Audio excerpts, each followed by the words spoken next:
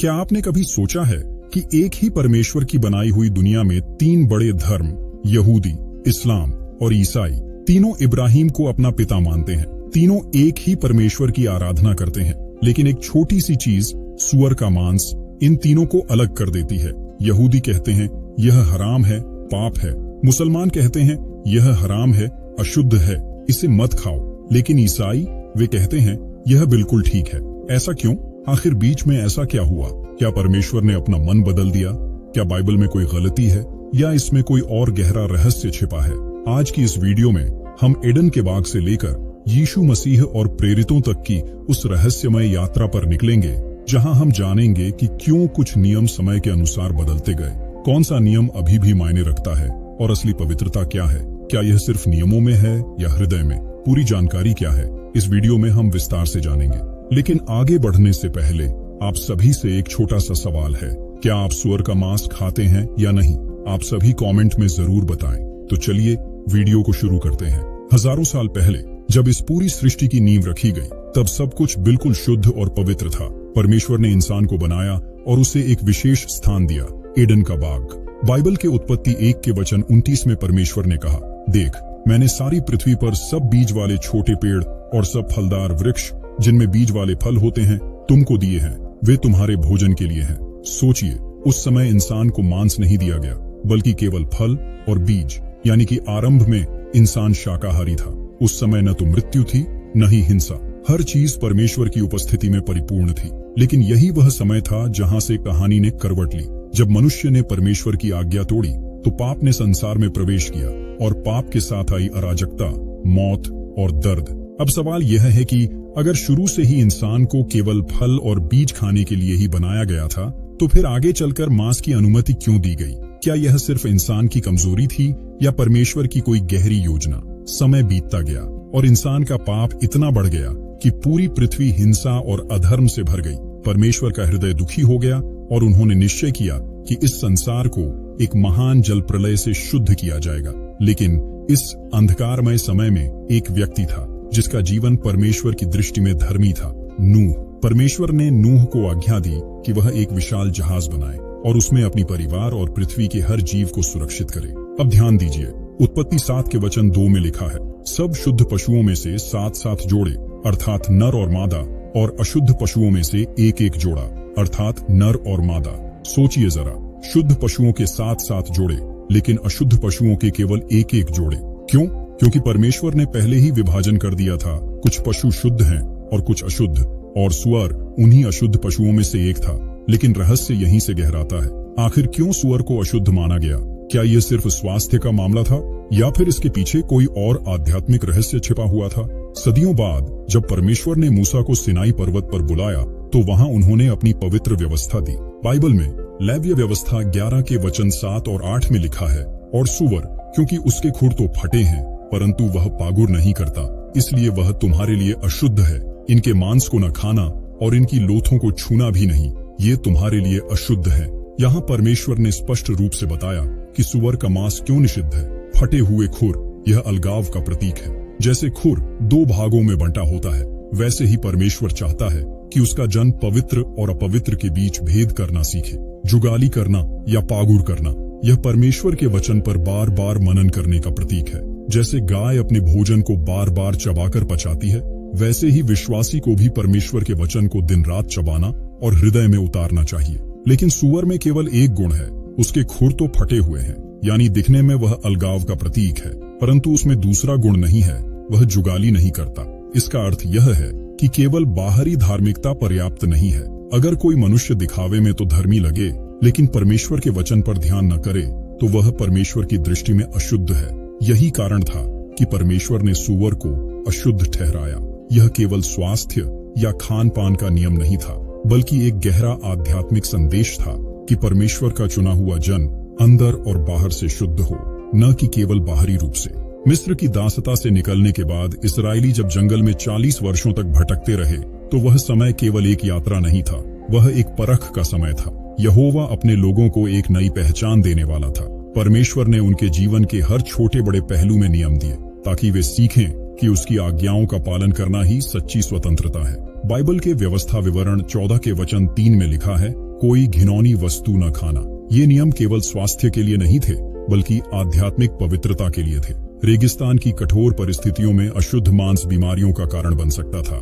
जब आसपास की जातियां मूर्ति पूजा और घृणित प्रथाओं में डूबी थीं, तब परमेश्वर चाहता था कि इस्राएली उनसे अलग रहें और पवित्र जीवन जिए। सदियों से इस्राएली व्यवस्था का पालन करते आ रहे थे। कौन सा पशु शुद्ध है, कौन सा अशुद्ध, क्या खाना है, क्या नहीं।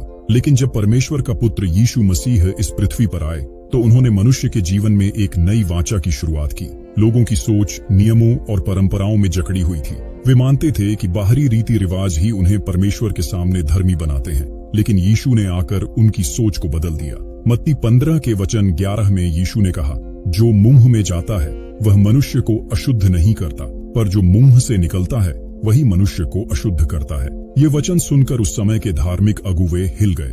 उनके लिए यह एक क्रांतिकारी घोषणा थी, क्योंकि यह सीधे उनके धार्मिक ढांचे को चुनौती दे रही थी। यीशु का संदेश यह था कि भोजन का चुनाव आत्मा को अशुद्ध नहीं करता, बल्कि हृदय में जो भरा है वही मुंह से निकलता है और मनुष्य को अशुद्ध करता है। झूठ, चोरी, व्यभिचार, ईर्ष्या और घृणा, ये सब भीतर से निकलते हैं। यही परमेश्वर की दृष्टि में अशुद्धता है। पुरानी व्यवस्था लोगों को एक सीमा तक मार्गदर्शन देती थी, लेकिन अब यीशु लोगों को हृदय की गहराई में पवित्रता की ओर ले जा रहे थे। सदियों से सूअर और अन्य अशुद्ध पशुओं का मांस न खाने का नियम यहूदियों की पहचान बन चुका था, लेकिन यीशु ने स्पष्ट किया कि परमेश्वर की दृष्टि में असली सवाल यह नहीं है कि तुम्हारी थाली में क्या है, बल्कि यह है कि तुम्हारे हृदय में क्या है। यह संदेश बहुतों के लिए सांत्वना भी था और चुनौती भी। उन लोगों के लिए जो परमेश्वर से डरते थे लेकिन नियमों से दबे थे, यह एक नई स्वतंत्रता थी। लेकिन धार्मिक अगुवों के लिए यह उनकी परंपराओं की जड़ को हिला देने वाला सत्य था। यीशु मसीह के आगमन से यह स्पष्ट हो गया कि पवित्रता अब नियमों की दीवारों में नहीं बंधी रहेगी। अब पवित्रता का मापदंड हृदय की स्थिति है। अब उद्धार का मार्ग कर्म और रीति रिवाज नहीं, बल्कि यीशु मसीह पर विश्वास है। यीशु मसीह के स्वर्गारोहण के बाद भी प्रारंभिक कलीसिया को यह समझने में समय लगा कि क्या बदल गया था। शिष्य अभी भी यहूदी परंपराओं का पालन कर रहे थे। एक दिन दोपहर के समय पतरस याफा के शहर में एक छत पर बैठकर प्रार्थना कर रहे थे। भूख ने उन्हें परेशान किया था और वे आने वाले भोजन की प्रतीक्षा कर रहे थे। अचानक पतरस ध्यान में मग्न हो गए और तभी उन्होंने एक अद्भुत और रहस्यमय दर्शन देखा। बाइबल में प्रेरितों के काम 10 के वचन 11 से 13 में लिखा है, आकाश खुला और एक बड़ी चादर उनके सामने उतरी, जिसमें पृथ्वी के सभी प्रकार के चौपाए, रेंगने वाले जीव और आकाश के पक्षी थे। फिर उन्हें आवाज सुनाई दी, हे पतरस, उठो, मारो और खाओ। पतरस हैरान रह गए। चादर में वे सभी जानवर थे जिन्हें व्यवस्था ने अशुद्ध कहा था। यह देखकर पतरस चिल्लाए, नहीं प्रभु, ऐसा नहीं हो सकता। मैंने कभी कोई अपवित्र या अशुद्ध वस्तु नहीं खाई। प्रेरितों के काम 10 के वचन 15 में परमेश्वर ने उत्तर दिया, जो कुछ परमेश्वर ने शुद्ध ठहराया है उसे तू अशुद्ध न कह। यह दर्शन केवल एक बार नहीं, बल्कि 3 बार दोहराया गया। यह परमेश्वर का तरीका था, यह दिखाने का कि अब पुराने नियम समाप्त हो गए हैं और नई वाचा शुरू हो गई है। यह दर्शन पतरस के लिए झकझोर देने वाला था। सदियों की परंपराओं को पीछे छोड़ना आसान नहीं था, लेकिन परमेश्वर ने उन्हें दिखाया कि जिसे परमेश्वर ने शुद्ध किया है उसे मनुष्य अशुद्ध न कहे। अब उद्धार और पवित्रता का आधार भोजन या नियम नहीं, बल्कि यीशु मसीह का लहू है। पतरस के दर्शन के बाद ही परमेश्वर ने उसकी समझ को और भी स्पष्ट करने की योजना बनाई। कैसरिया नगर में कुरनेलियुस नाम का एक रोमी सेनापति था। वह अन्य जाति था, परंतु परमेश्वर का भय मानने वाला और प्रार्थना करने वाला व्यक्ति था। परमेश्वर ने एक स्वर्गदूत के द्वारा कुरनेलियुस को आदेश दिया कि वह पतरस को बुलाए, और जब पतरस उसके घर पहुंचे तो यहूदियों की परंपरा के अनुसार यह एक अकल्पनीय बात थी, क्योंकि यहूदियों के लिए किसी अन्य जाति के घर में प्रवेश करना ही व्यवस्था के विरुद्ध था। लेकिन उसी क्षण पतरस ने एक महान सत्य समझा। उसने लोगों से कहा, जो कि प्रेरितों के काम 10 के वचन 28 में लिखा है, तुम जानते हो कि यहूदी के लिए पराये देश के मनुष्य से मेल झोल रखना या उसके यहाँ जाना व्यवस्था के विरुद्ध है, परंतु परमेश्वर ने मुझे दिखाया है कि किसी मनुष्य को अपवित्र या अशुद्ध न कहूं। अब पतरस समझ गया कि उसका दर्शन केवल भोजन तक सीमित नहीं था। यह परमेश्वर का संदेश था कि हर जाति और भाषा का मनुष्य उसके प्रेम का पात्र है। यहूदी और अन्य जाति के बीच की दीवार टूट चुकी थी। उद्धार अब सबके लिए है, यहूदी, यूनानी, रोमी, भारतीय, अफ्रीकी, सभी के लिए। प्रेरित पौलुस, जो एक समय कट्टर यहूदी था, बाद में अन्य जातियों का प्रेरित बना। पहला तीमुथियुस 4 के वचन 3 से 5 में लिखा है, वे विवाह करने से मना करेंगे और उन भोज्य पदार्थों से जिन्हें परमेश्वर ने इसीलिए सिरजा है कि विश्वासी और सत्य को पहचानने वाले धन्यवाद के साथ खाएं, क्योंकि परमेश्वर की हर एक सृष्टि अच्छी है और कोई वस्तु अस्वीकार करने के योग्य नहीं जबकि धन्यवाद के साथ खाई जाए, इसीलिए कि परमेश्वर के वचन और प्रार्थना से वह पवित्र हो जाती है। पौलुस ने स्पष्ट रूप से कहा कि परमेश्वर की सारी सृष्टि अच्छी है और धन्यवाद के साथ खाई जा सकती है। जब रोम की कलीसिया में मसीहियों के बीच भोजन को लेकर विवाद उत्पन्न हुआ तो प्रेरित पौलुस ने एक महत्वपूर्ण शिक्षा दी। कुछ लोग पुराने नियम के अनुसार भोजन को अशुद्ध मानते थे, जबकि अन्य इसे पूरी तरह स्वीकार कर रहे थे। पौलुस ने उन्हें समझाया कि मसीही जीवन केवल नियमों का पालन करने में नहीं, बल्कि हृदय की सोच और प्रेम में चलने में है। रोमियो 14 के वचन 14 में लिखा है, मैं जानता हूँ और प्रभु यीशु में निश्चय रखता हूँ कि कोई वस्तु अपने आप में अशुद्ध नहीं, परंतु जो उसे अशुद्ध समझता है उसके लिए अशुद्ध है। पौलुस ने सिखाया कि अब भोजन के नियम हृदय की बात है, कानून की नहीं। यदि कोई व्यक्ति किसी भोजन को अशुद्ध मानता है तो उसे बचना चाहिए, लेकिन यह व्यक्तिगत विवेक की बात है। इस शिक्षा का सार यह है कि मसीही स्वतंत्रता केवल कानून या नियम में नहीं, बल्कि प्रेम और विवेक में है। हमारे कर्म दूसरों के विश्वास और संवेदनाओं को ठेस न पहुंचाए, यही सच्चा मसीही जीवन है। कुरिन्थ शहर में मसीहियों के लिए एक विशेष चुनौती थी। वहां के बाजार में मूर्तियों को चढ़ाए गए मांस बिकते थे। कुछ लोग इस मांस को खाने से डरते थे क्योंकि वे इसे अपवित्र मानते थे। पौलुस ने स्पष्ट किया कि मसीही जीवन में डर या भ्रम का स्थान नहीं है। पहला कुरिन्थियों 10 के वचन 25 और 26 में लिखा है, जो कुछ कसाईयों की दुकान में बिकता है वह सब कुछ बिना विवेक की जांच किए खाओ, क्योंकि पृथ्वी और उसकी भरपूरी प्रभु की है। यहाँ पौलुस ने स्पष्ट रूप से कहा कि मसीही व्यक्ति बिना डरे कोई भी मांस खा सकता है, क्योंकि यह सब परमेश्वर का है। यदि मांस बाजार में बिकता है और उसमें कोई अपवित्रता नहीं तो उसे खाने में कोई पाप नहीं। पृथ्वी और उसकी सारी वस्तुएं परमेश्वर के अधिकार में हैं, इसलिए उनका उपयोग धन्यवाद और विवेक के साथ किया जा सकता है। पौलुस हमें यह सिखाते हैं कि मसीही जीवन में डर और अंधविश्वास का स्थान नहीं। परमेश्वर ने हमें स्वतंत्र किया है ताकि हम धन्यवाद और विवेक के साथ हर चीज का आनंद ले सकें। गलातिया की कलीसियाओं में कुछ मसीही यहूदियों के पुराने नियमों को अभी भी पालन करने पर जोर दे रहे थे। वे सोचते थे कि मसीही जीवन का मतलब पुराने कानून का पालन करना ही है, लेकिन प्रेरित पौलुस ने उन्हें स्पष्ट किया कि मसीह में हमें सच्ची स्वतंत्रता मिली है। गलातियों 5 के वचन 1 में लिखा है, मसीह ने स्वतंत्रता के लिए हमें स्वतंत्र किया है, सो इसमें स्थिर रहो और दासता के जुए में फिर न जुटो। यह स्वतंत्रता भोजन के नियमों से भी मुक्ति थी।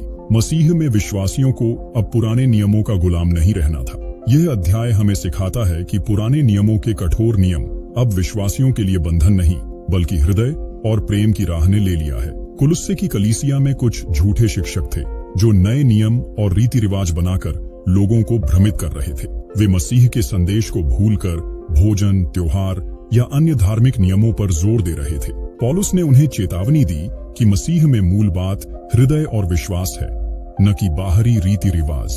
कुलुस्सियों 2 के वचन 16 और 17 में पौलुस ने कहा, इसलिए खाने पीने या त्योहार या नए चांद या सब्त के विषय में तुम्हारा कोई फैसला न करे, क्योंकि ये सब आने वाली वस्तुओं की छाया है, पर मूल वस्तु मसीह की है। पौलुस हमें याद दिलाते हैं कि मसीही जीवन में वास्तविकता और विश्वास ही महत्व रखते हैं। बाहरी नियम और परंपराएं केवल मार्गदर्शन की छाया है। मूल केंद्र हमेशा मसीह होना चाहिए।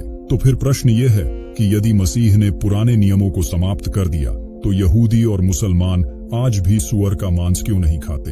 तो आपको हम बता दें कि यहूदी धर्म आज भी पुराने नियमों का पालन करता है, क्योंकि वे यीशु को मसीहा नहीं मानते, इसलिए उनके लिए सूअर का मांस अशुद्ध और निषिद्ध है।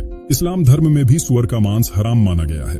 कुरान में स्पष्ट निर्देश है कि सूअर का मांस न खाया जाए। दरअसल यह नियम यहूदी परंपरा से आया और इस्लाम में भी स्वास्थ्य और पवित्रता के दृष्टिकोण से बनाए रखा गया। मसीही धर्म में यीशु के आने के बाद नए नियम लागू हुए, लेकिन अन्य धर्म अपने पुराने नियमों और परंपराओं को आज भी मानते हैं। दिलचस्प बात यह है कि आधुनिक विज्ञान भी बताता है कि सूअर का मांस अन्य मांसों की तुलना में अधिक हानिकारक हो सकता है। इसमें अधिक कोलेस्ट्रॉल और संतृप्त वसा हो सकती है। साथ ही इसमें विभिन्न परजीवी और रोगजनक सूक्ष्मजीव पाए जा सकते हैं। ये दिखाता है कि परमेश्वर के पुराने नियम केवल आध्यात्मिक नहीं थे, बल्कि व्यावहारिक भी थे। परमेश्वर ने अपने लोगों की सुरक्षा के लिए ये नियम दिए थे। पहला कुरिन्थियों 6 के वचन 12 में पौलुस कहता है, सब वस्तुएं मेरे लिए उचित हैं, परंतु सब उपयोगी नहीं। सब वस्तुएं मेरे लिए उचित हैं, परंतु मैं किसी के वश में न हो जाऊंगा। यह मसीही स्वतंत्रता का सिद्धांत है। हमें स्वतंत्रता दी गई है, लेकिन इसका मतलब यह नहीं कि हम लापरवाह हो जाएं।